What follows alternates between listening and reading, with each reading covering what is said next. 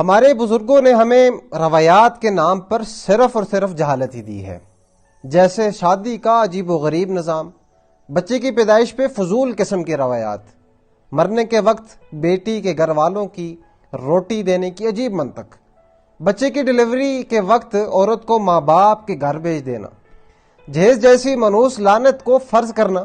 اولاد کی خواہشات کو قربان کرنے کا رواج ہونا، شادی کے لیے لڑکے کو دیکھنے کی بجائے اس کے خاندان اور ماں باپ کا خاندانی ہونا تلاش کرنا، لڑکی کو پسند کرنے کا ایک ہی دائرہ کار، چاند جیسی بہو، بیٹی کا جائیداد میں حق مانگنے کو گناہ سمجھنا،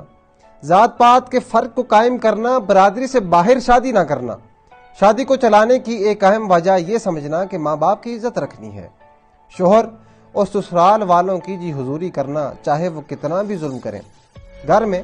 صرف بڑوں کی حاکمیت ہونا، چھوٹوں کی اہمیت کو نا تجربہ کار سمجھ کر رد کر دینا،